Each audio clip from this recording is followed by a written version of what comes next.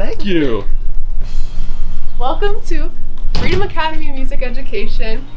Now, here's the main stage. This is the lobby once again, and this is where all the magic happens for all the music lessons.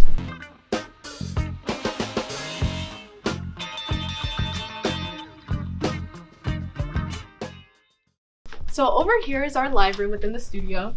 And this is one of my favorite rooms within the studio because a lot of artists come here to record, but it's also the room where our band program rehearses, which leads me to the first main point we learned from this project, which is the importance of organizational structure. So within our studio, there's three main tiers of management. There's Scotty, who is the owner and top management, and then we have supervisors of the band program, and then we have instructors. My name's Scotty Marcus. I'm the owner here at Fame.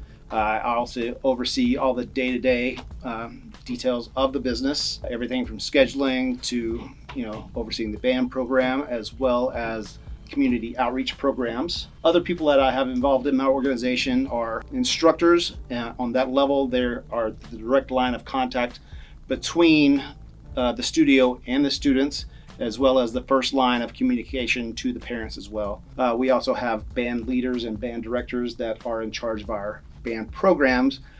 They kind of set the entire tone of the band program and how our organization reaches out and presents our product and the students into the public, and we create that kind of rock and roll feel with the students and let them know how the music industry itself works, as well as teaching them how to communicate and work as a team.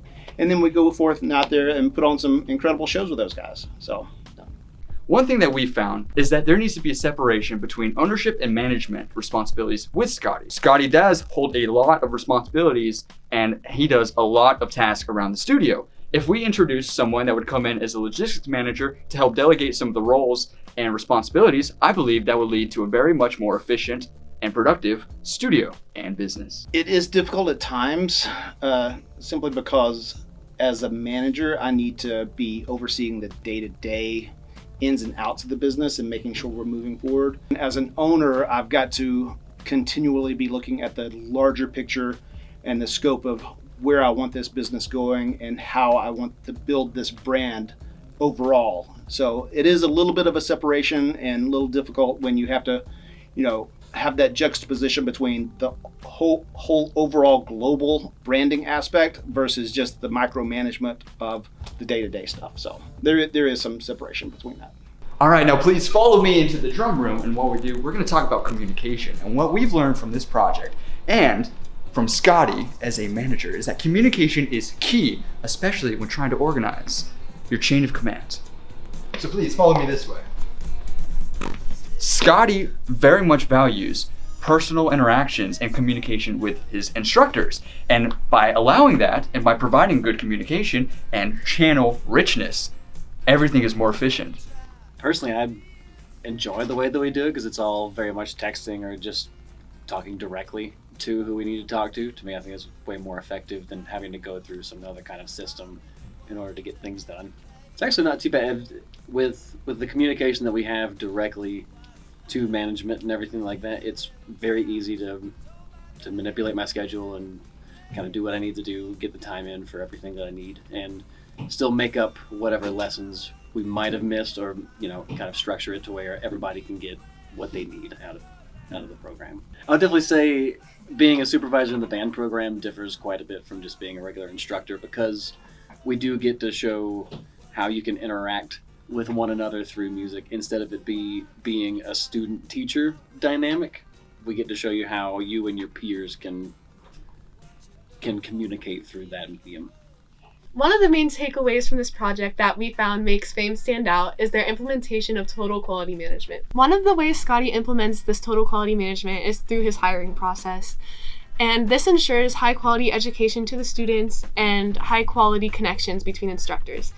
And this is because he implements more regulated guidelines within his hiring process, such as regulations of education and music performance experience, whereas other studios in surrounding areas don't implement this as much, which results in lesser quality. Another way Scotty implements total quality management within the studio is not only through high quality education, but also high quality equipment that's implemented through studio recording and that is available for student use as well as instructor use. I've been at a lot of studios in different countries too, and there is just like a huge focus on having the right tools to teach the right things too here at Fame compared to other places. We want to develop these not only kids but people that are passionate about music and see it as something that they can do professionally. I'm not saying like make a living off of it, but like to help them develop, you know, the skills to be able to navigate how the music world works, and just to expose them to as many things of the real music world as we can in one place. And not a lot of studios offer that, at least the studios that I've been a part of or places I've worked with, and yeah, basically that. This combination of high quality education and equipment leads to strong personal connections, not only between staff members, but also with clients. And one other way this personal connection is built is through diversity within the studio. And many of our instructors, including Louis Texidor, is multilingual, and this creates a strong personal connection, not only between clients, but also their families. Oh, it's definitely an asset because, you know, not only just the students, but the families too. There's a lot of families that may have come from Spanish-speaking countries that are that their kids are first generation born and like they speak English but their family doesn't, so sometimes there can be a little bit of a barrier there with the progress of the student. Because of this total quality management, FAME has been able to stand out and rise above other studios within the area. And even though they're doing great right now, Scotty wants to be sure to maintain this high level of quality in the future. And one of the improvements that we recommended from this project was that they expand. At FAME, I'm always striving to make sure that our students and our instructors, as well as the programs we offer, are always following the trends and so forth. I wish we had more time and more capacities within the facility itself to really capitalize more on the recording aspect as well as video as well, and really take advantage of the trends of, you know, TikTok and just social media and social media management, because at the current state of the industry, that is how most of the artists are getting signed, is through their social media influence and not necessarily their musicianship. So I wish we had the facilities, and we're currently working on expanding our facilities to incorporate some of these things, but I wish we had the facilities currently to more utilize that kind of knowledge base. We learned a whole lot about management, about operation, and about communication within this project. First and foremost, thank you, Scotty, for letting us tour the studio and writing an awesome paper about you. And I hope that we can all follow in your footsteps and learn how to manage a business like yours.